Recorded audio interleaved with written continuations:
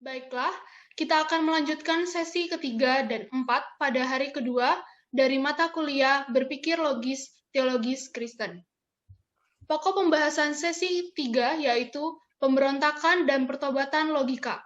Untuk topik ini kami persilakan kepada penyaji. Ya, Bapak dan Ibu saudara sekalian,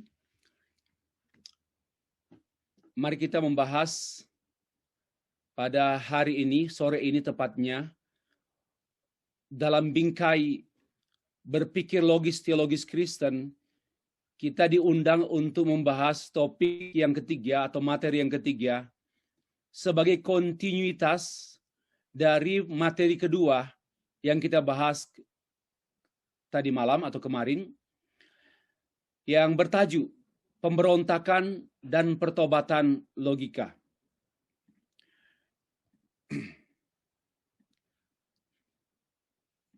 Kita membaca terlebih dahulu satu bagian Alkitab dalam kitab Roma pasal 3 ayat yang ke-13, ayat yang ke-11. Demikian firman Tuhan yang tertulis, tidak ada seorang pun yang berakal budi, tidak ada seorang pun yang mencari Allah. Sekali lagi, tidak ada seorang pun yang berakal budi, dan tidak ada seorang pun yang mencari Allah. Di teks ini saya memberikan beberapa kalimat penjelasan singkat. Tidak ada yang berakal budi, paralel dengan tidak ada yang mencari Allah. Jadi, yang tidak berakal budi, paralel. Saya tidak katakan sama ya. Paralel dengan yang tidak mencari Allah. Yang tidak berakal budi atau tidak berpikir logis, ya. Berakal budi menurut saya itu berpikir logis. Maka yang tidak berpikir logis, tidak berakal budi, paralel dengan tidak mencari Allah atau tidak berteologia. Maka teks ini saya menegaskan mengenai alpanya berpikir logis teologis itu sama dengan orang yang tidak berakal budi. Itu sama pula dengan orang yang tidak mencari Allah. Ya. Saya tambah dengan satu teks lagi, Matius 6 ayat 10. Kita sudah akrab dengan teks ini karena setidaknya minimal setiap minggu kita menyebutnya dalam ibadah berjemaah. Matius pasal 6 ayat 10, demikian firman Tuhan. Dan datanglah kerajaanmu, jadilah kehendakmu di bumi seperti di surga. Ya, dan datanglah kerajaanmu, jadilah kehendakmu, jadilah pemikiranmu di bumi seperti di surga. Membahas atau membicarakan mengenai kehendak Allah tidak dapat dipisahkan dengan pemikiran Allah. Maka datanglah kerajaanmu, jadilah pemikiranmu, pemikiran sorgawi Allah, sorga Allah, pemikiran divine thought, pemikiran Allah, pemikiran ilahi Allah, ya pemikiran ilahi diharapkan dapat diterjemahkan ke dalam kehidupan di bumi. Nah, sebenarnya inilah arti berteologia. Bagaimana menerjemahkan pikiran Allah ke dalam pikiran jemaat yang nampak melalui khotbah-khotbah kita, pengajaran-pengajaran kita. Khotbah-khotbah kita kepada jemaat adalah upaya untuk menerjemahkan pikiran Allah, pikiran surgawi kepada jemaat. Nah, kita tahu bersama Matius 6 ayat 10 ini merupakan bagian atau konteks dari doa Tuhan Yesus. Doa yang diajarkan oleh Tuhan Yesus. Dan saya sendiri mengatakan bahwa doa itu sendiri adalah pikiran Tuhan Yesus. Tuhan Yesus mengajarkan doa Bapa kami di sorga dan seterusnya, dia mengajarkan pikirannya. Dia mengajarkan pemikirannya. Antara mind and thought. Kita bisa mengetahui pikiran Tuhan Yesus dalam doa Bapa kami. Dan dalam pikiran Tuhan Yesus ini ada pemikiran. Ada pemikiran. Ya, Tuhan Yesus berpikir. Dan pikiran Tuhan Yesus ini dituangkan dalam doa yang diajarkan pada murid-murid. Dan saya mengatakan bahwa doa Tuhan Yesus ini adalah pikiran Tuhan Yesus. Itu artinya kita orang yang diundang berdoa, artinya kita diundang untuk berpikir seperti yang Tuhan pikirkan. Itulah doa teologis. Doa yang diajarkan oleh Tuhan Yesus adalah doa berpikir seperti yang Tuhan pikirkan. Karena itu bagaimana mungkin orang berdoa tapi tidak atau jarang membaca Alkitab? Ada banyak kelompok-kelompok pendoa yang langsung berdoa tanpa baca Alkitab, tanpa membaca Alkitab, tanpa menjelaskan bacaan Alkitab. Saya tidak habis berpikir atau tidak bisa berpikir orang berdoa tanpa baca Alkitab. Kenapa? Karena pikiran apa yang mereka doakan? Mereka berdoa dengan pikiran apa? Maka saya punya kecenderungan berpikir orang-orang seperti ini, mereka tidak memiliki pikiran Allah, maka doa-doa mereka adalah doa-doa pikiran sendiri. Ya, doa-doa pikiran sendiri. Selain itu, saya pun mengemukakan di sini bahwa doa ini adalah logika Tuhan Yesus. Mari kita periksa. Ya, dari awal Bapak, memang kita tidak membahas, sayang sekali. Saya punya pembahasan atau uraian khusus tentang doa Tuhan Yesus ini yang memang disusun dan tersusun secara sistematis, secara sistematis. Apa artinya? Tidak terjadi kontradiksi. Ya. Konsisten juga dari awal sampai akhir. Ya. Dari Allah Bapa. Ditutup dengan kerajaan Allah Bapa. Ini bukan sembarang doa, bukan sembarang bicara. Ini merupakan satu logika Tuhan Yesus. Karena itu orang berkata, kita harus membersihkan diri kita saat berdoa dari logika. Ini saya katakan mungkin orang belum paham. Ya, saya tidak katakan sesat. Orang belum paham. Ya.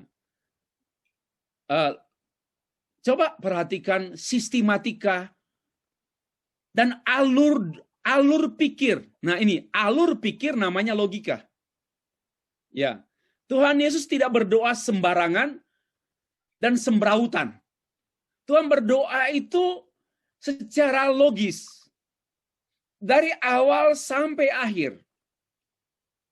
Dan itu tersusun secara sistematis.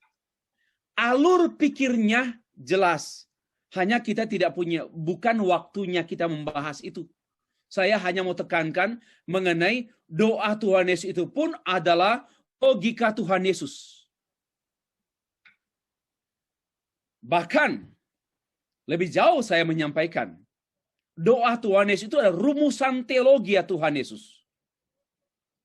Yang dia mau menjadi rumusan kita. Ya. Mungkin orang berkata demikian, Pak, apakah Tuhan Yesus berteologi? Saya mengatakan yes. Dia berteologi dengan semua pengajarannya. Pengajaran Tuhan Yesus ini adalah teologi Tuhan Yesus. Bapa kami yang di sorga, dikuduskan namamu. Datanglah kerajaanmu. Wah, ini tersusun secara logis, teologis. Ya, tersusun secara logis, anteologis. That's our subject. Itu mata kuliah kita. Dan Orang yang mengkhotbahkan doa Tuhan Yesus harus mengkhotbahkan itu secara logis teologisnya Tuhan Yesus, bukan logis teologisnya pengkhotbah. Bukan logis teologisnya pemberita, tetapi logis teologisnya Tuhan Yesus. So, kita menemukan logical thought and theological thought dalam tulisan Matius pasal 6. Nah, inilah dua teks yang kita baca mengawali pembahasan kita mengenai topik pemberontakan dan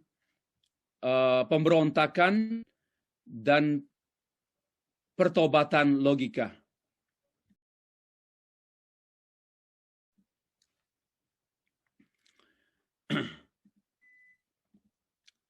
Ada 14 pokok pikiran. Ini saya merangkum. Tadi malam saya memang membuat 2 PowerPoint dan juga tulisan. Satu bahasan saya kemarin hari ada 7 halaman. Tapi saya terganggu mempresentasikannya antara PowerPoint dengan tulisan saya itu. Akhirnya saya memutuskan hari ini hanya menyajikan dalam bentuk PowerPoint. Tapi sebenarnya saya mengkritik PowerPoint. PowerPoint ini sebenarnya pendangkalan mahasiswa. Ini sebenarnya bukan media belajar yang sesuai. Ini media untuk bisnis. Jadi sebenarnya PowerPoint ini tidak di formula atau diciptakan untuk media belajar, tetapi dirampok oleh para pendidik. Dirampas tanpa mengerti filosofi, dirampas oleh para pendidik. Kenapa saya katakan demikian? Ini satu perenungan saya. Kenapa? Karena PowerPoint itu poin-poin. Kalau Bapak Ibu mencermati, saya pernah mengikuti sejumlah profesor dari Jerman yang mengajar tanpa PowerPoint dan tanpa papan tulis. Mereka mengajar dengan cara membaca. Mereka berdiri di balik mimbar, lalu mereka membaca selama 2 jam. Dan student memberi perhatian dari awal perkuliahan sampai akhir dengan perhatian yang dengan konsentrasi tinggi. Karena di saat itulah terjadi proses berpikir yang cerdas. Dan kita bisa memperhatikan alur pikir, bahasa pikiran, bahasa logikanya, cara dia mengolah kata. Tapi sekarang sedang terjadi pendangkalan. Satu waktu saya terus terang akan mengajar Bapak Ibu sekalian dengan paper lengkap. Ya, itu yang bagi saya terjadi proses belajar yang sesungguhnya. Sekarang ini, lalu ini kan misalnya dalam bisnis ya, orang presentasi, dia hanya memberikan laporan angka-angka, maka memang di laporan singkat. Tapi dalam perkuliahan sebenarnya bukan poin-poin. Ya, bukan poin-poin. Ini kritik saya terhadap pecandu PowerPoint. Termasuk di gereja. Akhirnya di jemaat hanya pulang dengan 2 poin. Tapi nggak ngerti. Ya. Pengkhotbah menyampaikan, saya menyampaikan tema ini dalam 4 poin. 1, dia ngomong. Dia jelaskan. 2, 3, 4. Dan jemaat biasanya hanya tunggu poin. Pada waktu penjelasannya, enggak perhatikan. Sekarang poin berapa ya? Oh 3. Oh sudah 3. Apa ya? Apa-apa? Coba catatanmu apa? Poin 3. Nah, ini sebenarnya satu proses belajar yang tidak semestinya. Tidak maksimal. Maka sebenarnya kita harus kembali kepada cara dulu. Karena itu, tidak heran kualitas berpikir generasi muda sekarang lebih rendah daripada kualitas berpikir generasi baby boomers. Kualitas berpikir kaum milenial sangat rendah. Kenapa? Karena terlalu banyak alat bantu. Pikiran ini tidak dikaji, tidak diberi ruang untuk melar, untuk melebar, untuk olah. Tapi langsung hanya, yes, ada 7 poin. 1, 2, 3, 4, 5, 6, 7. Terima kasih. Pendangkalan. Kita harus berhenti. Hanya karena ini bukan ruang kelas. Saya masih mentolerir untuk mengajar dengan PowerPoint. Tetapi kalau di ruang kelas, saya ke depan ini akan banyak mengajar dengan tulisan-tulisan di papan tulis dan juga di tulisan paper yang saya buat sebagai bahan materi atau materi kuliah. Oke, kita terimalah apa adanya dengan PowerPoint. Walaupun kadang-kadang tidak poin dan tidak punya powerpointnya. Poin-poin itu tidak punya power. Ya. Sekarang ada 14 pokok pikiran. Nah, perhatikan, ada 14 pokok pikiran yang saya kemukakan mengenai topik atau tajuk pemberontakan dan pertobatan logika. Secara khusus tentang topik ini, saya mulai dengan apa yang saya awali pembahasan yang saya bahas kemarin hari pada sesi pertama dan sesi kedua.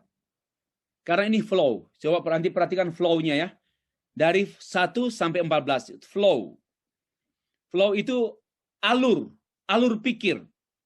Alur pikir itu salah satu kaidah atau hukum logika. Sehingga saya tidak hanya mengajar, tetapi juga memberi contoh. Nah, kita kembali. Dualisme berpikir barat yang ya mengompori sebenarnya, atau yang dikompori oleh 3 arus. Dikompori itu disebabkan atau disulut, dibuat makin menyala oleh 3 arus filsafat. Oleh 3 arus filsafat. Yaitu rasionalisme, empirisisme, dan idealisme. Rasionalisme, empirisisme, dan idealisme.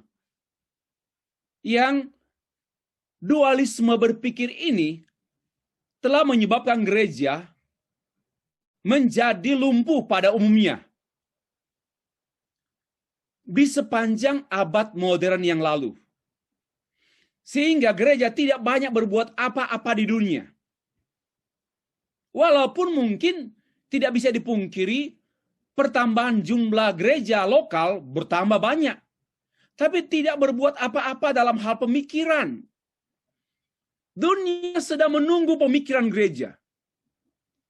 Dunia sedang menunggu pemikiran saudara saya yang sebagai terjemahan dari pemikiran Allah.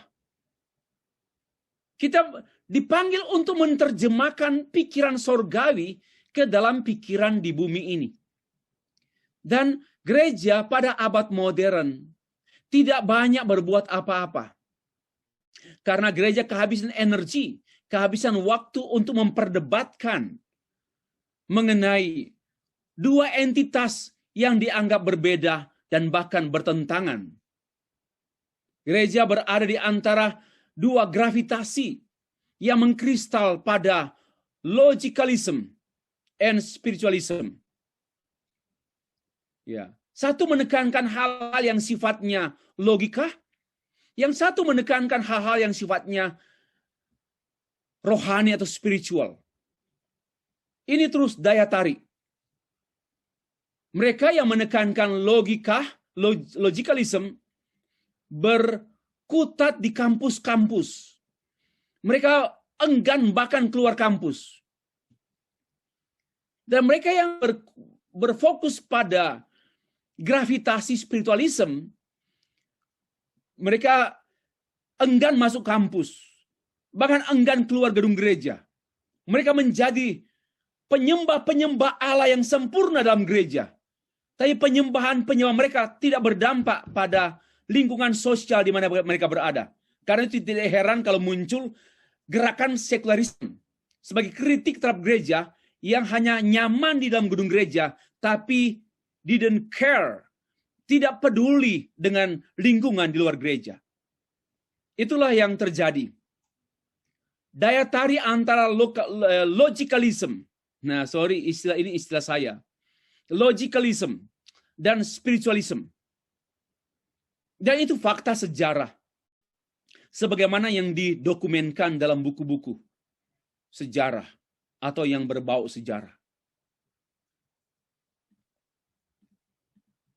Yang kedua, secara khusus, teologi selalu berada di antara dua kutub yang berbeda dan berlawanan, yaitu kutub rasionalisme yang menjadikan logika sebagai alat ukur, parameter berteologi. Dan di sisi lain, kutub fundamentalisme yang membuang logika dalam berteologi. Ya, kita berada dalam dua kutub yang secara praktis saya sebut tadi, logicalism and spiritualism.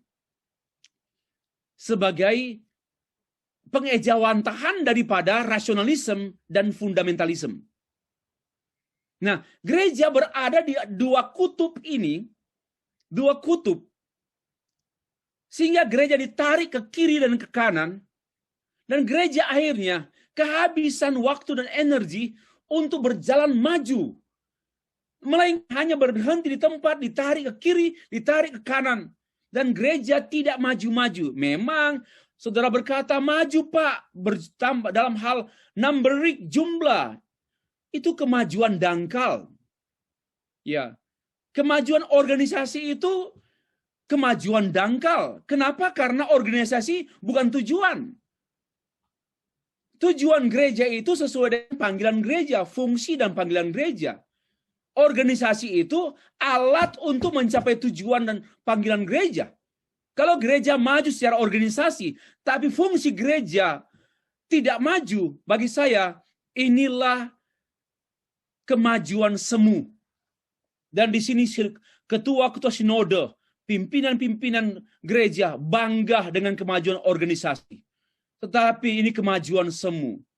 Sebenarnya organisasi ini, kemajuan organisasi ini adalah untuk mencapai tujuan gereja dapat berfungsi sesuai dengan panggilannya. Dan panggilan utama gereja yaitu menerjemahkan pikiran Allah yang menerjemahkan pikiran sorgawi, pikiran Allah ke dalam pikiran di bumi, entah di dunia sosial, politik, ekonomi, perdagangan, dunia pendidikan, militer. Itulah sebenarnya. Tetapi persoalannya, gereja kehabisan energi. Apalagi yang kaum fundamentalisme, yang cenderung menarik diri dari dunia nyata. Cenderung menarik diri dari dunia nyata. Mereka hanya bersembunyi di gereja yang mereka anggap di situ ada Tuhan. Dan mereka membiarkan orang-orang di luar gereja tidak tersentuh oleh kebenaran yang mereka agung-agungkan. Itu namanya ignorance, pengabaian. Gereja mengabaikan realitas hidup karena terlalu menekankan fundamentalisme. Ya, akibatnya seperti yang saya sampaikan kemarin hari, dunia semakin uncontrol. Dunia semakin buruk dan busuk. Dunia semakin buruk dan busuk manusianya. Pokok pikiran yang ketiga. Masih berkaitan dengan, ini kan alur pikir ya, rasionalisme dan fundamentalisme. Kita, gereja, akan ditarik terus ke kiri dan ke kanan, akan ditarik ke ekstrim kiri, ekstrim kanan. Fundamentalisme itu saya anggap ekstrim kiri. Rasionalisme itu saya anggap ekstrim kanan. Dua-dua ekstrim. Dua-dua meleset. Nah, tarikan-tarikan ini tidak hanya membuat gereja menjadi diam di tempat, tetapi membuat para pemimpin gereja, hamba-hamba Tuhan, mencoba lari dan pelarian. Mari kita lihat pelariannya hamba Tuhan ini. Contoh ya. Orang berpendidikan akan cenderung ditarik ke rasionalisme dan pelariannya karya ilmiah. Sudah berapa artikel yang kau tulis? Sombong sekali. Maka itu di WA terlalu banyak orang memamerkan artikel-artikel yang juga tidak masuk Sinta 1 dan tidak sampai. Jangankan Sinta 1, Sinta 5 pun tidak masuk. Akhirnya hanya dimasuk pada Mbak Sinta atau Tante Sinta. Saya heran sekali, untuk apa ya? Artikel pribadi lalu disebarkan ke seluruh Indonesia dan dunia supaya memamerkan kelebihan akademisnya. Nah, ini yang saya katakan, orang berpendidikan akan cenderung ditarik kepada rasionalisme, dan salah satu pelarian rasionalis itu yaitu mengejar karya ilmiah. Ini pun temptation saya tidak hanya bicara untuk orang lain, ini temptation untuk diri saya. Nah, yang kurang berpendidikan, saya tidak mengatakan tidak berpendidikan, tidak ada orang tak berpendidikan. Yang kurang atau yang masih belum banyak berpendidikan akan cenderung ditarik ke fundamentalisme. Maka pelariannya apa? Mujizat. Coba lihat aja hamba-hamba Tuhan yang tidak sekolah. Paling lebih cenderung bicara tanda ajaib. Ya, tanda ajaib, Roh Kudus urapi. Bukan tidak boleh, tapi tidak saya sebut tidak mulus. Kenapa? Tidak sesungguhnya pelarian. Karena nak mampu khotbah rasional, nak mampu membuat eksegese dan mengkhotbahkan hasil eksegese. Maka pelariannya kuasa Allah. Kuasa Allah. Ini dua kutub yang muncul di antara kita, Bapak Ibu. Nggak usah bohong lah. Kita ditarik ke, maka itu kan buat keseimbangan. Saya nggak pernah mempertemukan rasionalisme dan fundamentalisme. Bukan. Kiri dan kanan nggak bisa dipertemukan. Otak kiri dan otak kanan pun nggak bisa dipertemukan. Nggak bisa. Tidak dapat. Karena memiliki epistemologinya masing-masing yang memang kandangnya tidak bisa ditukar. Seperti yang saya sering analogikan, antara kuda dan anjing tidak bisa disatukan. Jadi banyak orang Kristen mengatakan demikian, Pak, kalau begitu kita satukan saja ya, rasionalisme dan fundamentalisme. Itu pun pelarian berpikir. Nah, jadi hamba-hamba Tuhan mohon maaf tidak bermaksud untuk mengatakan atau merendahkan. Tetapi kita semua dalam pencobaan yang sama. Baik yang PhD, yang bergelar doktor, dan yang hanya sekolah 1 tahun, pencobaannya sama. Nggak ada yang lolos. Semuanya kena. Yang berpendidikan cenderung membanggakan karya-karya ilmiahnya. Ya, sehingga kehilangan Injil, kehilangan substansi kebenaran. Apalagi sekarang saya memperhatikan orang berlomba-lomba membuat artikel. Nggak ada isi.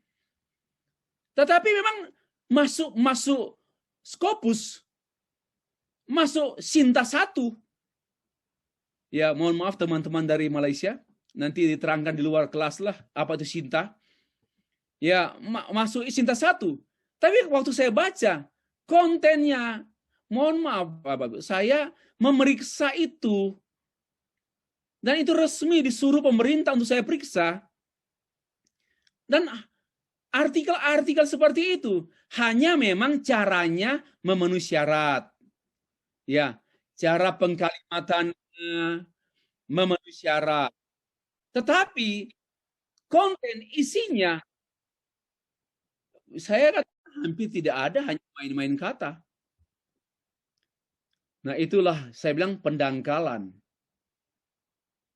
Paulus menulis dalam kitab Kolose, ya, dalam kitab Kolose, Kami meminta supaya kamu menerima segala hikmat. Ya, kami meminta supaya kamu menerima segala hikmat dan pengertian yang benar untuk mengetahui kehendak Tuhan dengan sempurna. Bukan hanya menekankan tanda ajaib, atau bukan hanya menekankan kebenaran ilmiah, tapi segala hikmat, all wisdom, and spiritual understanding. All wisdom. Ini berbicara mengenai spiritual capacity and intellectual capacity. Sehingga bukan soal mendamaikan atau membuat jalan tengah antara rasionalisme dan fundamentalisme, tetapi mencari dan menerima, bukan mencari, menerima apa yang ditulis oleh Paulus dengan istilah all wisdom and all spiritual understanding dalam teks King James Version. Segala hikmat dan pengertian yang benar. Kata benar di sini diungkapkan spiritual understanding. Bukan pengertian yang benar, tetapi pengertian yang rohani. All wisdom and spiritual understanding. Untuk apa? Untuk apa? Untuk berteologi ya. Jadi kita harus lepas dari rasionalisme dan bebas dari fundamentalisme. Itu pokok yang ketiga. Pokok keempat. Nah, ini saya merenungkan pembahasan saya tadi malam. Saya merenungkan lebih jauh lagi. Apabila kita mencermati lebih jauh, maka kita sebenarnya baik rasionalisme maupun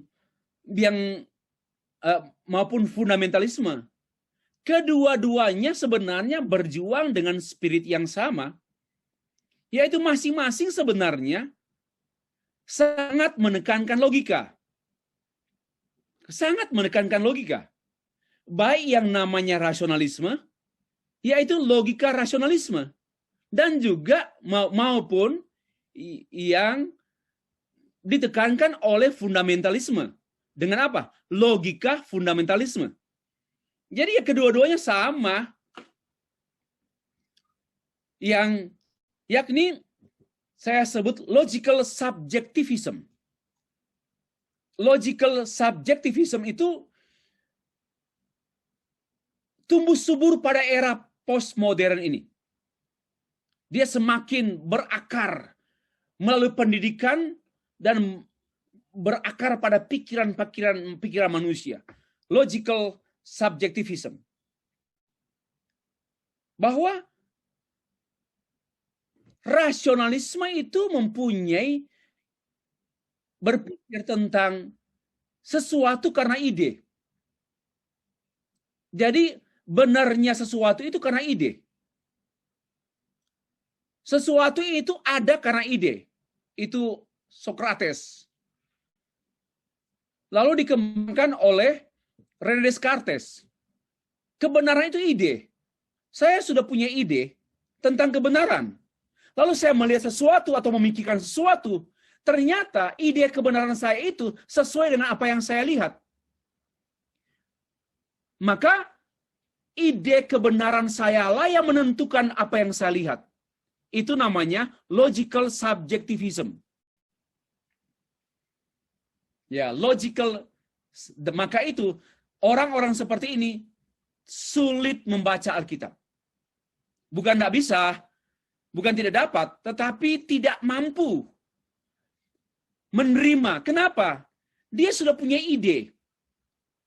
Ya, dia punya ide, lalu dia membaca Alkitab dengan ide dia. Ini yang namanya pasti dia komplain, pasti dia bilang tidak masuk akal. Ini irasional. Karena sesungguhnya dia adalah logical subjectivism.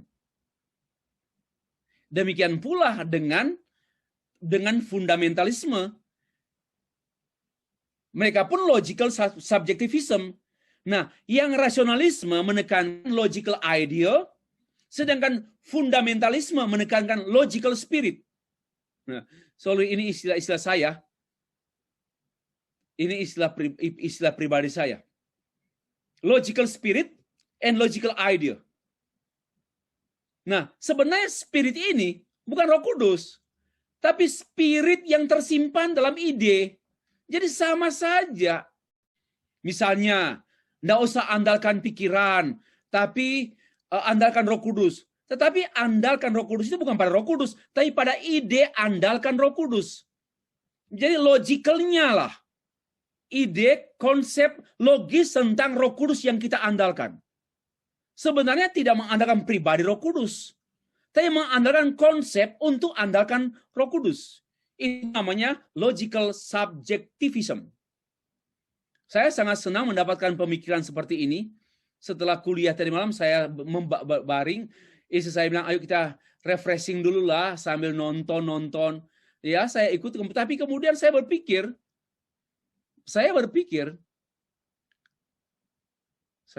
bahwa keduanya sama saja.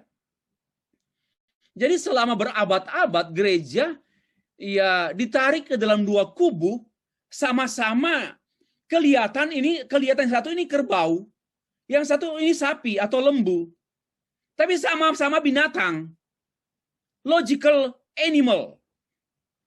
Ya, sama-sama binatang. Logical animal, yaitu logical subjectivism, yang dapat dikategorikan menjadi dua. Logical idea, itu seperti Socrates gitu ya.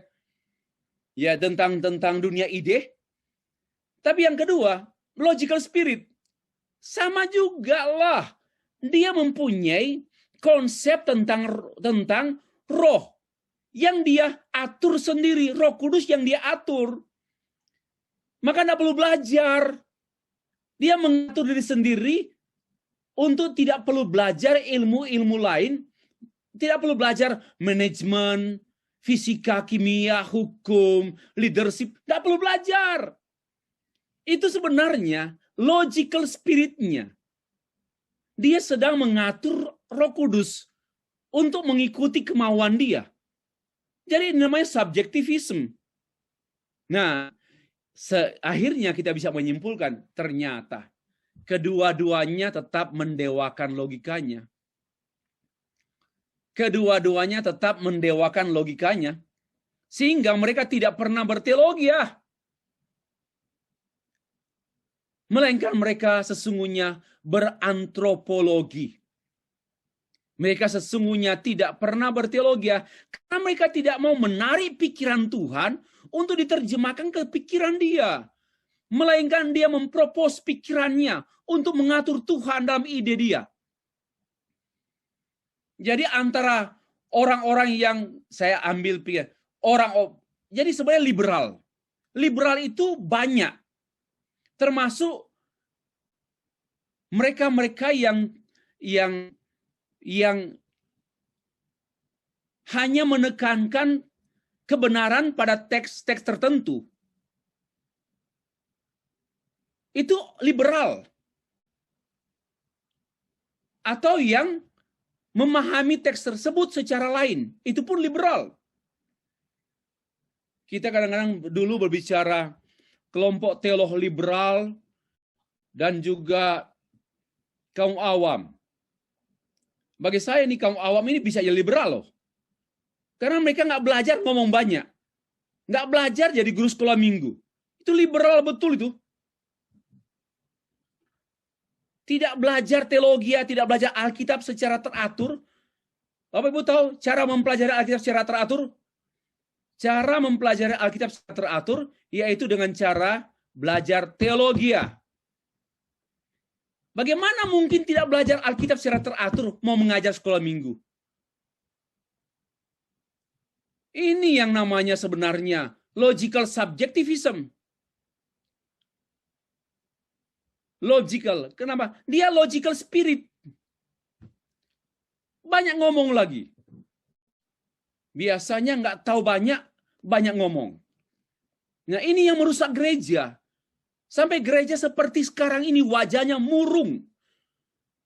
Wajah gereja kita itu kekurangan gizi loh. Sudah darah tinggi. Kenapa darah tinggi? Begaduh terus di gereja. Gereja konflik terus. Darah tinggi gereja kita. Tapi kurus. Kenapa? Khotbahnya bukan Injil. Khotbahnya nggak ada vitaminnya. Lebih banyak tentang kemanusiaan yang adil, yang beradab. Khotbahnya tentang sosial, ekonomi, politik. Mengenai keserasian hidup manusia. Nah, itulah yang sebenarnya menyakitkan hati kita. Hamba Tuhan yang tidak sakit hati mengetahui kenyataan seperti ini, hamba Tuhan betul-betul sakit. Poin yang kelima. Ini alur ya. Semoga alur. Nah, baik rasionalisme maupun fundamentalisme senafas dengan empirisisme. Senafas itu sama-sama kok. Senafas. Dengan logikanya masing-masing. Yaitu logika melawan logika Allah dalam Alkitab. Melawan logika Allah. Yang dalam tulisan Roma pasal 3 ayat 11, tidak berakal budi dan tidak mencari Allah. Tidak berakal budi dan tidak mencari Allah. Inilah yang namanya melawan logika Allah. Kenapa? Tidak berakal budi, tidak logis. Karena tidak logis, maka dia tidak mencari Allah. Orang ateis kan begitu. Karena tidak logis, maka tidak mencari Allah. Logikanya itu pada logical subjectivism. Sama juga orang ateis itu kan, orang ateis itu adalah logical subjectivism. Mereka punya logika, berpikir nggak ada Allah karena mereka sudah punya logikanya. Karena itu mereka tidak mencari Allah. Jadi antara ateis sudah mulai sama, banyak kesamaan ya. Ateis, fundamentalisme, rasionalisme sama. Sama. Maka itu tesis saya yang berkali-kali saya tekankan, sebenarnya di dunia ini hanya ada dua agama. Itu tesis saya. Sebenarnya di dunia ini hanya ada dua agama. Yaitu agama Kristen dan agama non-Kristen. Karena agama non-Kristen semuanya sama. Ya, kenapa? Worldview-nya ya sama. Cara pandangnya sama semua. Dan berbeda dan serta bertentangan dengan cara pandang Kristen. Itulah perbedaan. Saya tidak melihat banyak agama. Di dunia ini secara teologis ya. Secara sosiologis ada banyak agama. Lebih daripada 20. Tetapi secara teologis hanya ada dua agama. Catat kalau belum tahu, catat. Secara teologis hanya ada dua agama.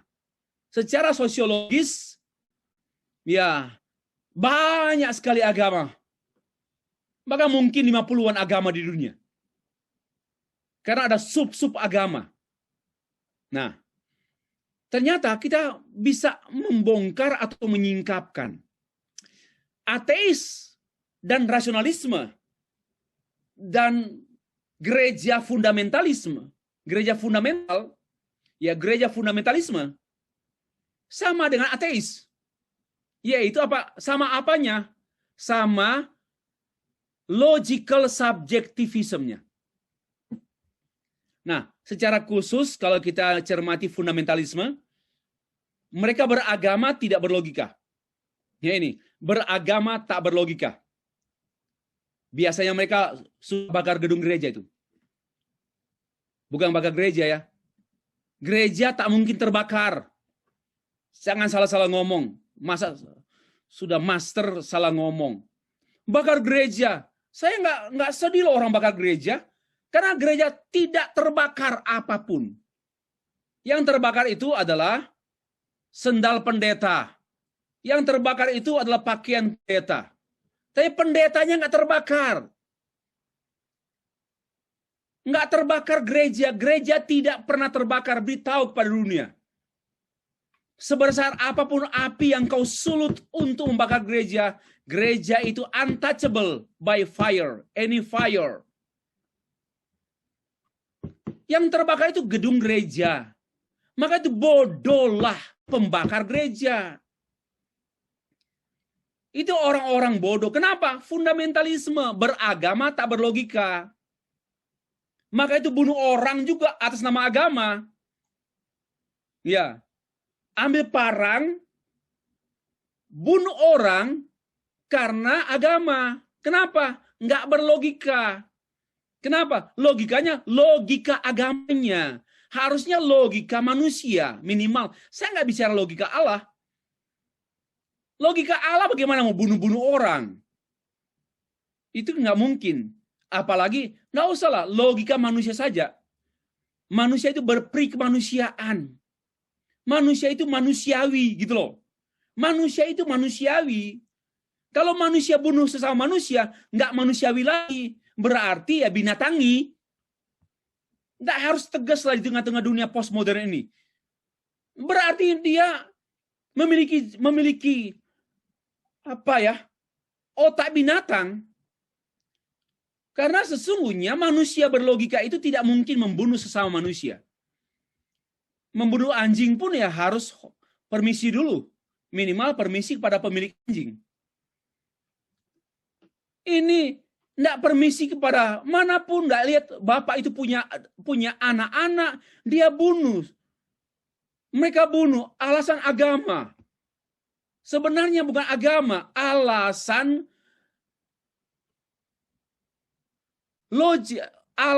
logical subjektivisme. Nah, sudah 5. Udah 4. Rasionalisme, fundamentalisme, ateis. Sama juga lah dengan mereka-mereka yang kelompok agama garis keras. Saya harus menahan kata-kata. Agama garis keras. Beragama tapi tidak berlogika. Inilah yang disebut oleh Ronald Nast dengan pemberontakan religius melawan logika. Baca buku itu di bukunya Alkitab dan Rasio. Ronald Nast. Terbitan 2008, halaman 109.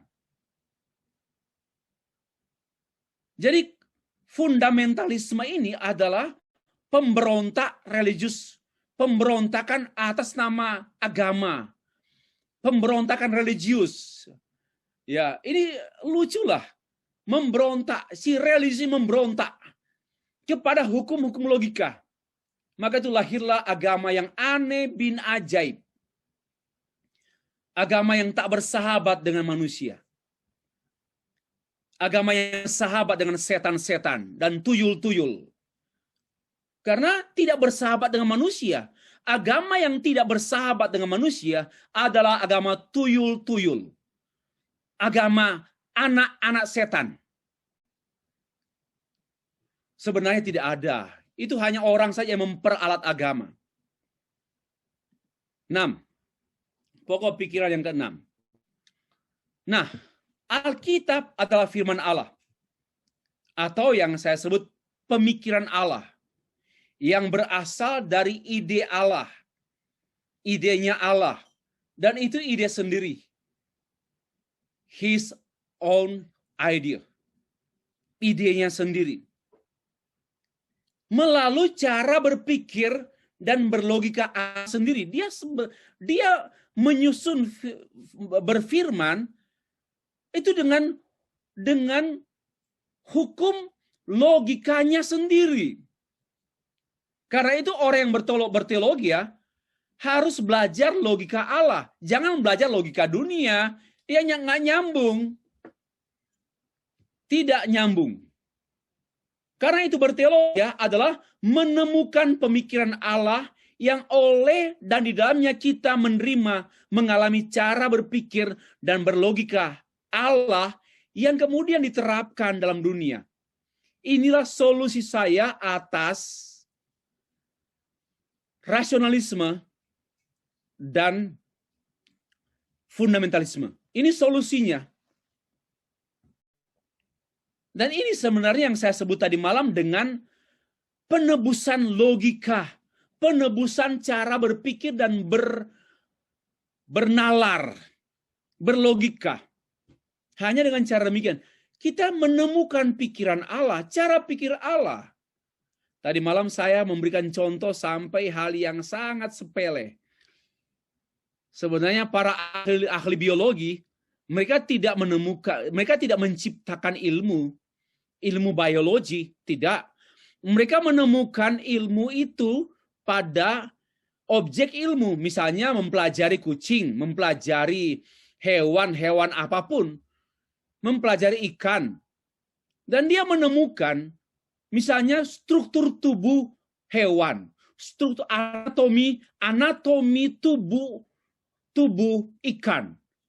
Ini tersusun dengan baik, tersusun dengan serasi, sehingga ikan itu bergerak tanpa terhalang dengan luwes. Ini susunan yang sangat-sangat sempurna dari pikiran Allah yang sempurna, yang harusnya diketahui oleh para ahli biologi, khususnya mengenai orang yang belajar tentang ikan. Wow, coba lihatlah insannya tersusun. Itu namanya cara pikir pencipta. Hey, itu yang namanya cara pikir pencipta. Pencipta ikan. Nah, jangan membawa pikiran kita yang adalah anjing. Anjing mempelajari kucing. Anjing mempelajari ikan. Akhirnya anjing makan ikan. Anjing, jadi pikiran tentang anjing tidak dapat diterapkan untuk memikirkan tentang ikan. Jadi masing-masingnya punya logika sendiri. Anjing punya logikanya, ikan punya logikanya, pohon jeruk punya logikanya, dan logika itu adalah logika pencipta, bukan logika petani. Petani tidak menciptakan, tinggal menanam. Tapi logika Allah pencipta. This is very wonderful. Sangat ajaib berpikir begini. Ini sesungguhnya teologia. Termasuk kita berteologi alam. Teologi mengenai binatang-binatang yang belum digarap itu. Teologi tumbuhan belum digarap. Masih ditelantarkan teologi tumbuhan. Belum digarap. Kenapa? Karena memang kita baru lepas dari dua kutub daya tarik rasionalisme dan fundamentalisme.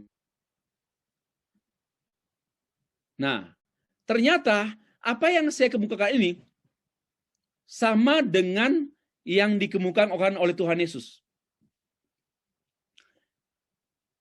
Datanglah kerajaanmu, jadilah kehendakmu di bumi seperti di surga. Jadilah pemikiranmu, jadilah idemu, jadilah logikamu dalam pikiranku sebagai seorang ahli biologi. Ini seorang Kristen yang sungguh-sungguh Kristen, biarpun dia bukan ahli teologi, tapi dia ahli biologi. Jadilah kehendakmu, pikiranmu yang kutemukan dalam struktur anatomi tubuh, dalam struktur tubuh ikan, dan mengungkapkan mengenai logika Allah.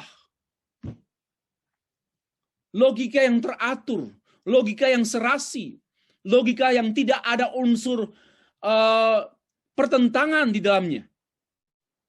Wah, kalau Bapak Ibu merenungkan mengenai ikan dan bertanyalah pada ikan, Hai ikan, apa yang kau rasakan saat ini? Maka ikan dalam logika berpikir kita akan menjawab, saya merasakan kebebasan di dalam air. Pada waktu kamu menangkap saya dan memegang saya dengan bukan memotong, mengelus-elus saya terpenjara di tanganmu. Kau tahu itu, Stefri? Ikan mengalami kebebasan di dalam air. Dan dia menikmati kebahagiaan ikan sebagai ikan. Dan dia menjadi apa adanya natur ikan ya di dalam air. Kita nggak bisa dalam air. Kecuali hanya 2 menit. Nah ini sebenarnya logika Allah. Saya pikir, ayo mari kita berteologi. Masih banyak PR yang belum digarap karena gereja tertidur berabad-abad. Hanya berputar-putar pada kajian-kajian perdebatan-perdebatan. Belum lagi sekarang perdebatan Allah Tritunggal. Ini orang kayak sok pandai menganggap Agustinus bodoh, menganggap Martin Luther bodoh, menganggap John Calvin bodoh, menganggap John itu banyak John MacArthur, John Stott, dia menganggapnya bodoh. Yang percaya Allah itu tunggal, Tritunggal. Dan sekarang dihapuskan. Seperti mereka orang-orang pandai saja lebih hebat dari para ahli yang sudah terbukti dalam sejarah. Nah, saya sudah tegur itu. Kayak Pak lebih pandai dari para ahli. Bapak punya dokter aja, dokter simpanan kok. Bapak Bu tahu saya ngomong tentang siapa ini? Yang muncul terus di televisi. Bukan televisi. Di WA atau di YouTube. Pengajar sesat. Nah, ini datanglah kerajaanmu, jadilah kehendakmu, pikiranmu di bumi. Inilah teologi ya Bapak Bu. Jangan hanya baca Alkitab, lalu amin, amin, amin. Kita harus menerjemahkan hati Allah atau pikiran Allah ke dalam kenyataan hidup. Itu tugas teologi ya. Termasuk teologi ikan, teologi ayam. Kalau nggak mau ada ikan, ayo tangkap ayam sekarang. Lalu coba lihat betapa ajaibnya Allah si pencipta perancang sayap. Itu baru sayap loh, belum dengan hati jantung yang kita suka makan sampai kita kolesterol tinggi. Coba kita lihat keajaiban Allah. Cara pikir Allah yang begitu telah teratur sampai sel-selnya itu loh. Nggak terjepit. Ajaib. Ajaib apa yang kau jadikan. Sampai Daud pun berkata demikian. Ajaib perbuatanmu. Oke, 7. Masih menyambung ini flow. Teologi itu tidak hanya berurusan dengan sorga. Mungkin ini saya akan jadikan buku nih. Saya masih berpikir materi yang saya sampaikan kemarin hari sampai nanti hari Jumat, saya berharap kalau Tuhan kehendaki, saya mau jadikan buku. 7. Teologi itu tidak hanya berurusan dengan sorga. Ya, jadilah kehendakmu di bumi seperti di sorga. Nah, sorga kan ini urusan kaum fundamentalis. Berurusan dengan sorga itu fundamentalis. Ibadah atau parosia mereka ibadah seperti yang saya sebut tadi. Wow, mereka begitu giat beribadah. Dan yang khotbahnya tentang akhir zaman. Akhir zaman, Tuhan datang menjemput. Kita akan menerima mahkota. Saya akan duduk di samping kanan Tuhan Yesus. Dan saya minta Petrus juga di belakang saya. Itu pikiran-pikiran fundamentalis yang kerdil. Jadi dia menghipnotis diri sendiri. Menghibur kebodohannya dengan angan-angan logika logical spiritnya. Dan juga tidak hanya berurusan dengan bumi. Seperti yang dilakoni oleh liberal dan kontemporaris. Tidak juga berurusan dengan sorga bumi, kontekstualis. Tidak juga berurusan dengan sorga bumi. Oh tidak. Teologi itu tidak bicara sorga, tidak bicara bumi, tidak bicara sorga bumi. Melainkan pikiran sorga dimengerti di bumi. Pikiran Allah menguasai bumi. Itulah teologi ya. Saya sangat bersyukur menemukan pikiran seperti ini tadi pagi.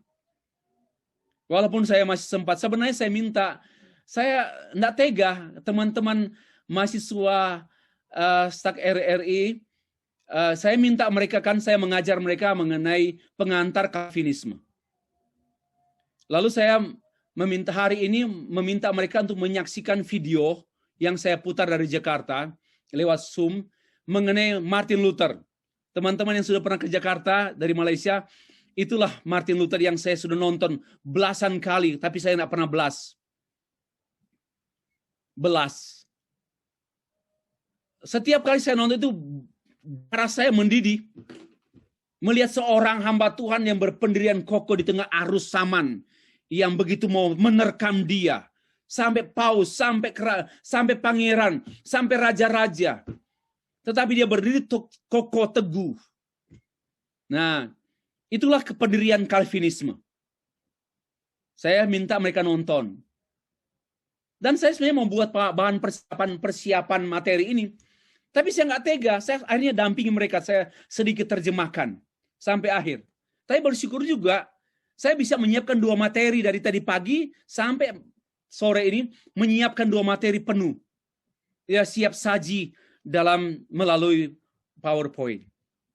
Ini saya sangat bersyukur. Termasuk poin 7 ini. Poin 7 ini bagi saya sangat bersyukur. Sangat memuji Tuhan. 8.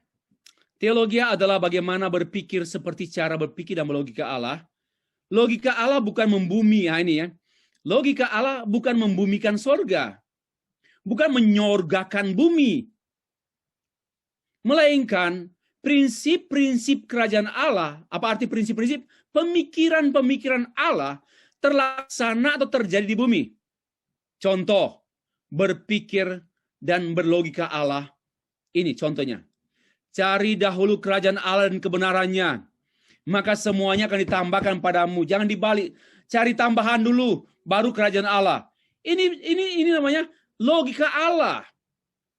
Ya, ini yang namanya logika Allah. Jadi mata kuliah ini tidak ada di dunia. Mata kuliah ini saya formulasi, bukan saya ciptakan. Saya bukan pencipta. Tapi saya formulasi pada waktu saya mengajar di Batu Malang di I3. Sebenarnya saya harapkan mereka bisa teruskan ini, melatih mahasiswa pasca sarjana berpikir kritis. Tapi saya nggak tahu apakah mereka mengajarkan lagi mata kuliah ini.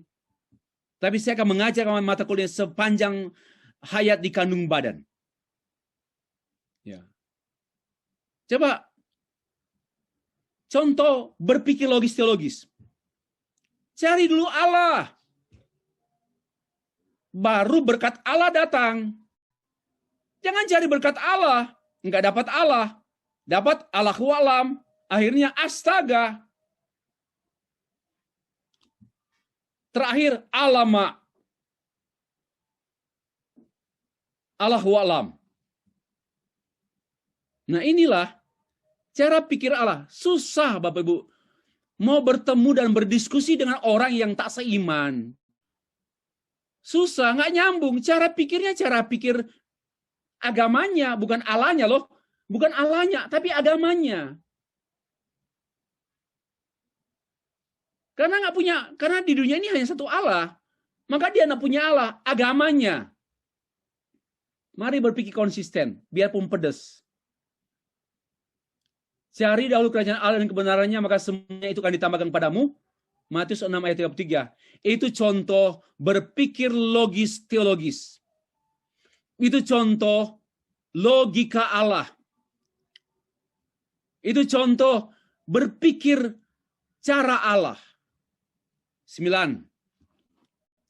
Berteologia adalah suatu usaha iman untuk memahami dan mengikuti, menyerasikan kehendak manusia dengan kehendak Allah. Ini masih mengenai doa Bapa kami, datanglah kerajaanmu, jadilah kehendakmu di bumi seperti di surga. Apa artinya?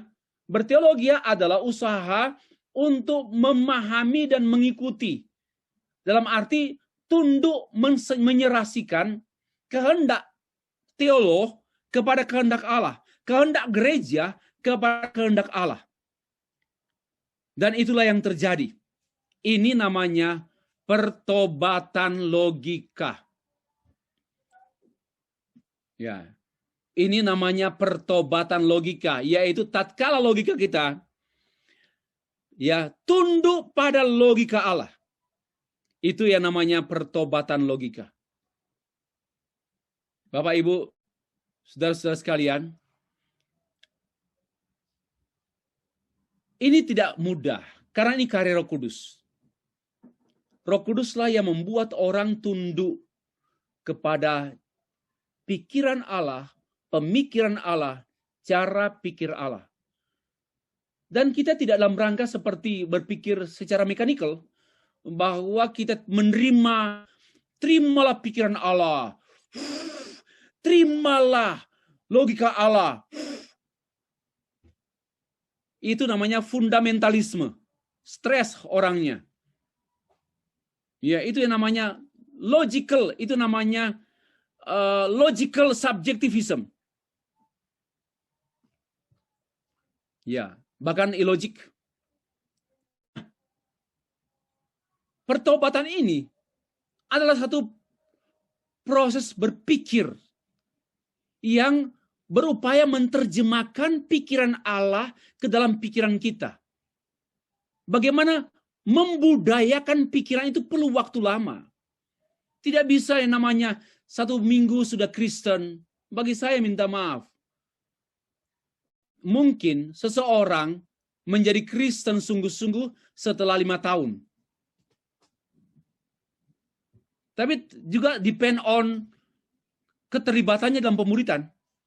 Kalau dia nak belajar, sampai 50 tahun pun, sampai mati pun dia nggak Kristen. Walaupun dia dikubur dengan cara Kristen. Ke-10. Berteologi adalah memahami dan menerapkan pikiran, cara berpikir dan logika Allah dalam seluruh aspek. Jangan hanya kita terima. Dan ini seharusnya pekerjaan teolog. Kita sekarang sedang belajar memahami pikiran Allah, menerjemahkan pikiran Allah dalam kehidupan dan pelayanan kita. Sehingga menyentuh setiap aspek individu, sosial, budaya, ekonomi, politik, militer, pendidikan, dan sebagainya. Ini yang namanya buah pertobatan logika. Jadi pertobatan logika itu akan nampak pada impact hidup kita menjadi garam dan terang dunia. Disinilah poin yang ke-10. Ke-11. Pikiran dan pemikiran Yesus Kristus sebagai acuan dan model kita. Ya, masih bicara soal pikiran Allah, pikiran Roh Kudus, pikiran Yesus Kristus. Cara pikir mereka. Nah, cara pikir dan pemikiran Yesus Kristus harus menjadi acuan model kita, dan Paulus menulisnya dalam Filipi pasal 2 ayat 5. Hendaklah kamu menaruh pikiran dan perasaan yang terdapat juga dalam Kristus Yesus. Baru mulai yakin ya bahwa berteologi itu adalah berlogika Allah. Baru mulai yakin ya setelah baca Filipi ini. Tadi malam mungkin belum terima kalau nggak ada ayat Alkitab. Itu S1. Itu sarjana itu.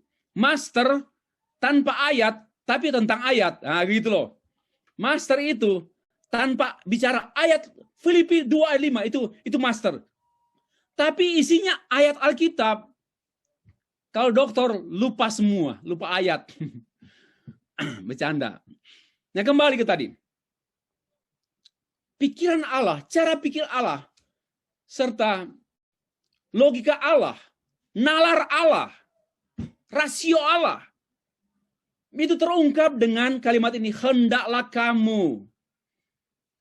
Titik-titik ada kalimat ya, saya potong. Menaruh pikiran dan perasaan yang terdapat juga dalam Kristus Yesus. Pikiran Kristus. Termasuk di dalam pikiran Kristus itu ada logika Kristus. Apanya? Mari kita lihat logika Kristus. Christ willing and Christ submission.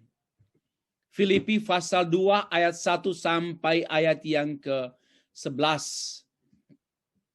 Di dalamnya kita menemukan menemukan pola pikir, menemukan cara pikir, menemukan logika Tuhan Yesus. Apa logika Tuhan Yesus? Christ willingness. Apa? Kerelaan Kristus. Kerelaan surgawi. Nggak ngotot. Dia tidak juga berdalil. Ya, dia rela. Rela disalib. Kesalib itu bukan keterpaksaan Yesus. Dan dia tidak berdalil di kayu salib. Kalian tahu, saya anak Allah loh. Saya tiup kalian mati. Saat memikul salib, dia willingness, kerelaan, tidak ada komplain. Ditegur, nggak ada komplain. Ya, ditegur, terima. Kenapa? Karena Allah sedang menyiapkan kita menjadi seorang yang olehnya kita memiliki pikiran Kristus. Kalau saudara dan saya pribadi, tidak menerima teguran anak saya, ya, atau tidak menerima teguran istri saya sesungguhnya menolak pikiran Kristus. Kenapa? Saya tidak memiliki willingness, Christ willingness, kerelaan. Kalau orang rela, don't complain, shut out your mouth, tutup mulut, jangan bicara saja lagi, terima saja. Waktu Tuhan Yesus ditanya oleh Herodes, Tuhan Yesus diam saja. Kenapa dia willingness? Dia diam saja. Dia rela, dia sudah rela. Dan dia tidak beralasan-alasan, tetapi soalnya begini dan begitu, begini, begitu. Saya melatih diri saya untuk tak beralasan. Apalagi kalau saya sudah salah. Kalau saya sudah salah, saya berusaha untuk tidak beralasan.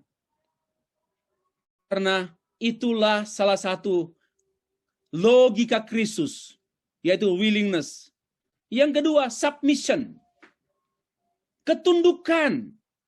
Ini adalah logika Kristus, ketundukan. Jangan ketandukan. Kita tanduk. Dalam organisasi banyak tanduk. Jangan dipotong. Nanti patah sendiri juga. Dipatahkan oleh firman. Tidak boleh ada tanduk dalam organisasi. Kenapa? Ada submission. Ada ketundukan. Ada kerelaan. Iya Pak. Oke Bu. Siap Pak. Oke. Ya. Tapi jangan berdalil lagi. Jangan berargumentasi membela diri lagi. Itu tidak memiliki karakter Kristus. Kristus memiliki Christ willingness and Christ submission. Kerelaan. Ini yang namanya logika Kristus. Logika Kristus. Ke-12. Cari dahulu kerajaan Allah. Dan datanglah kerajaanmu. Mengungkapkan mengenai kerajaan sifatnya rohani di bumi. Bukan jasmani ya. Di materi. Bagaimana kita memikirkan mengenai pikiran Kristus itu diterjemahkan ke dalam dunia fisik. Pikiran Kristus itu pikiran yang rohani. Pikiran kekal, pikiran mulia, pikiran sempurna diterjemahkan ke dalam dunia materi. Tidak mudah, ini tugas teolog. Dan ini namanya tugas teologi integrasi. Saya belum menemukan teman di Indonesia untuk berteologi integrasi. Air mata saya tidak henti-hentiin. Serius. Harusnya, ya saya sudah kerja satu buku tentang teologi integrasi tahun 2015 yang lalu, 5 tahun yang lalu. Lalu apapun yang saya perjuangkan teologi integrasi, yaitu menghadirkan kebenaran, pikiran Allah, cara pikir Allah, logika Allah, di setiap bidang kehidupan, seperti teologi sosial, teologi dan sosiologi, teososiologi, atau sosioteologi. Saya sudah mendamaikan, menulis tentang filsafat dan teologi dalam buku teofilosofis. Nah, tapi saya belum menemukan teman lagi. Saya perlu 5 teman untuk Ayo kita menggarami dunia ini dengan teologi integratif. Pak Yaakov Susabda sudah memperjuangkan itu. Hanya dia memperjuangkan satu sisi, psikologi and teologi. Walaupun impact-nya secara umum luas juga. Nah, ini sebenarnya passion saya. Salah satu visi ITI, yaitu teologi integrasi. Ini air mata saya bagaimana seluruh bidang kehidupan diteologiakan. Teologi tidak hanya berurusan dengan penyembahan. Teologi berurusan dengan hubungan seksual juga. Teologi berurusan dengan bagaimana cara membuat lemari tempat buku di belakangnya Henry. Itu teologi integratif. Teologi dan biologi, teologi dan fisika, teologi dan kimia. Belum digarap gereja berabad-abad. Sayang sekali. Saya nggak tahu. Saya mulai makin tua juga, makin lemah, makin sering sakit ini. Lalu lo memikirkan bagaimana siapa yang mau meneruskan spirit teologi integrasi ini. Ya tentulah Tuhan akan menunjukkan orang-orang itu. 13. Apa kehendak Allah yang utama bagi kita di bumi ini? Jadilah kehendakmu di bumi, pikiranmu di bumi, seperti di surga. Apa kehendak Allah yang utama? Jangan melakukan kehendak Allah yang bukan utama. Kehendak Allah yang utama yaitu hubungan Allah dan manusia, covenant. Itulah kehendak Allah yang utama.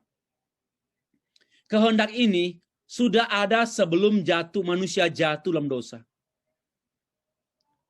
Allah memberkati manusia dan manusia bergantung kepada Allah dan mentaati Allah serta melayani Allah sepenuhnya. Inilah covenant. Ini perjanjian. Allah memberkati manusia. Manusia bergantung, depend on God. Obey God. And serve Him with all our heart. Dengan sepenuh hati. Namun hubungan ini tidak mungkin lagi terwujud karena dosa. Namun hanya Yesus Kristuslah yang hubungan ini dipulihkan dan terwujud lagi. Terwujud. Yang saya garis bawahi terwujud dalam Yesus Kristus. Karena itu kehadiran dan pemberitaan mengenai Injil Kristus Yesus adalah kehendak Allah yang utama di bumi. Tidak ada tugas yang paling utama bagi gereja selain memberitakan Injil Yesus Kristus. Bukan membangun gedung gereja. Bukan mengerjakan kebun-kebun yang luas di belakang gedung gereja untuk tanam karet-karet. Itu kehendak Allah yang ketujuh. Boleh artinya, tapi ketujuh. Jangan habiskan. Saya tadi malam menegur seorang yang pernah menjadi mahasiswa saya dari Batu Malang. Yang menawarkan satu produk jual untuk keuntungan-keuntungan. Saya menangis. Saya bilang, saya sudah tidak punya waktu untuk pelayanan. Kok sampean saudara masih mau mencari uang? Gak usah jadi hamba Tuhan. Cari dahulu kerajaan Allah dan kebenaran. Ini sungguh-sungguh diaminkan Bapak Ibu. Cari sungguh-sungguh dulu. Tuhan bukan Tuhan yang tidak bertanggung jawab kok. Kami sekarang mau 8 tahun di Jakarta. Tidak mudah. Apalagi merintis lembaga dari merayap dengan air mata. Dan kami lebih banyak menolong banyak lembaga. Tapi Tuhan juga peduli dan Tuhan bertanggung jawab. Kami tidak pernah menjadi minta-minta dan miskin-miskin dan pinjam-pinjam uang. Untuk makan. Kami tidak pernah. Tuhan pelihara kami. Luar biasa. Tidak pernah kelaparan. Berhentilah hamba Tuhan berbisnis. Serius, saya bicara sebagai sama hamba Tuhan. Nggak kaya-kaya juga saudara kok. Saudara mau berbisnis, nggak kaya-kaya juga. Mari alami keajaiban Tuhan. Di tengah-tengah tanggung jawab kita sebagai pemberita Injil. Kita akan melihat dan mengalami hal-hal yang ajaib yang tak terpikirkan selain disyukuri oleh kita. Ini ikut multi level marketing. Alamak. Multi level marketing. Kalau majelis gereja bolehlah. Kalau hamba Tuhan full timer, imam, janganlah. Kalau mungkin sambilan kita punya lahan di belakang ada lahan sambil tanam jagung enggak apa-apa. Daripada tanah itu terbiarkan, itu sambilan saja bukan sepuluhan. Penting sekali. Nah, namun hubungan ini baca sendiri ya. Terakhir, pas mau jam 6. Kebergantungan manusia pada Allah, ya, itu artinya kebergantungan manusia pada pikiran dan pemikiran Allah. Coba saya mau tanya, Bapak Ibu mau bergantung pada Allah cara gimana? Banyaknya mistik. Mari bergantung pada Allah. Bergantung pada Allah yaitu bergantung pada firman-Nya. Bergantung pada pikiran Allah. Bergantung pada cara pikir Allah. Bergantung pada cara pikir Allah. Yang kedua, ketaatan manusia kepada Allah artinya kesediaan, kerelaan, mengakui dan mengikuti logika Allah. Tidak mudah Bapak Ibu taat pada Allah kalau kita dikuasai oleh logika yang tidak teologis. Logika manusia tidak mampu menerima logika Allah. Maka banyak orang akhirnya berbisnis dengan multi level marketing. Karena dia menggunakan, nggak cukup aku, saya harus berbisnis sedikit. Supaya saya cukuplah. Mungkin cukup. Tapi kami miskin pelayanan. Mungkin cukup ekonomi kita dengan berbisnis. Cukup. Lihat Pak Pastefri. Kami sekarang sudah beli mobil. Kami sekarang sudah beli rumah. Tetapi miskin dalam pelayanan. Bagi saya, hamba Tuhan yang miskin pelayanan. Itu sangat menyedihkan. Sangat menyedihkan. Bapak Ibu yang dikasih Tuhan. Pelayanan manusia kepada Allah artinya pemberian diri manusia. Untuk apa? Menyenangkan pikiran Allah. Anak-anak saya, apa yang menyenangkan saya? Kalau mereka sepikir dengan saya, mereka sepikir, mereka mau senangkan saya, bukan hanya menyiapkan makanan, papa makan, ini makan. Biasa itu saya atur sendiri. Tetapi kebanggaan orang tua, tatkala anaknya mengerti pikiran papanya, mengerti logika ibunya, lalu berperilaku selogika ibunya, lalu berperilaku sepikiran ibunya. Ibunya selihat, aduh ini anak saya, ini anak mama, ini baru anak mama. Itu caranya melayani Allah. Sorry ya, belum tentu orang khotbah di mimbar itu melayani Allah. Belum tentu orang bimbing pujian, worship leader melayani Allah. Masa sepicik itu pelayanan? Bagi saya, pelayanan kepada Allah yaitu kita menyenangkan pikiran Allah. Menyesuaikan logika kita dengan logika Allah. Saya berikan contoh sekali lagi. Kalau saya memperhatikan anak saya mengikuti cara pikir saya, itu saya bilang, ini anak papa. Senang saya. Ini anak papa, ini baru anak papa. Tapi memberontak. Walaupun, papa saya sudah transfer uang ya. Terima ya. Tapi pemberontak. Dia memberi uang pada saya. Tapi suka memberontak. Ini bukan servis. Ini bukan pelayanan. Ini pengkibulan, penipuan. Anak kepada orang tua. Sama juga banyak orang yang coba-coba melayani Tuhan, aktif di gereja. Tapi nggak memiliki pikiran Tuhan. Bagaimana mungkin orang melayani Tuhan tanpa punya pikiran Tuhan, tapi hanya pikirannya dan pikiran suaminya saja yang menguasai dirinya. Termasuk hati-hati, jangan sampai dikuasai oleh pikiran gereja. Pikiran gereja harus dikuasai oleh pikiran Allah. Maka itu marilah menjadi teolog yang produktif, berkhotbah, menulis, dan gereja menunggu itu supaya mereka memiliki pikiran Tuhan. Dan itu yang namanya melayani Allah. Saya tanya, apa arti melayani Allah? Khotbah? Nyanyi? Doa? Sedangkal itu? Kunjungan? Mendoakan orang sakit? Dukun bisa buat hal yang sama? Apa itu melayani Allah? Saya akhirnya berkata, saya tidak layak melayani Allah. Kenapa? Ciptaan melayani pencipta. Mari berpikirlah. Nggak segampang. Seharusnya terrible. Kita itu gentar. Kenapa? Siapakah aku ini? Ciptaan melayani pencipta. Lalu juga hanya nyanyi sembarangan. Khotbah sembrautan lagi. Khotbah nggak persiapan sungguh-sungguh. Asal saja. Khotbah pamerkan diri. Kesaksian banyak. Tonjolkan diri. Tidak melayani Allah itu. Sedang melawan Allah. Mari kita bersihkan arti pelayanan ini secara teologis.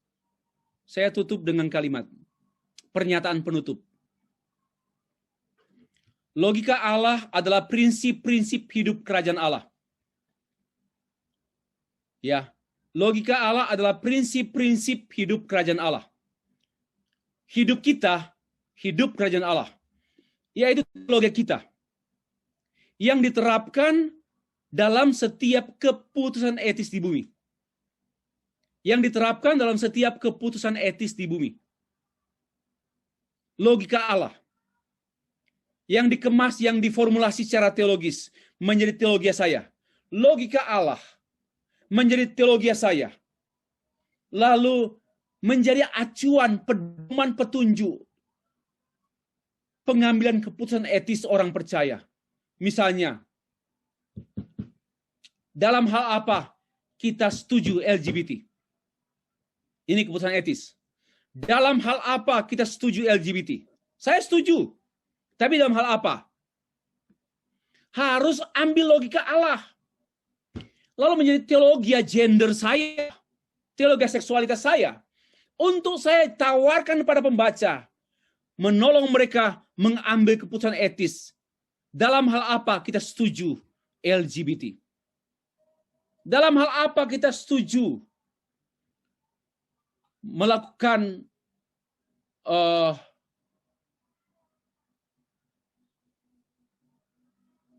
meningkatkan mutu ekonomi jemaat? Dalam hal apa pendeta terlibat dalam hal meningkatkan mutu ekonomi jemaat? Dalam hal apa?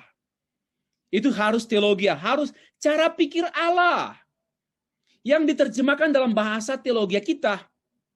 Lalu menjadi pijakan keputusan etis umat Tuhan.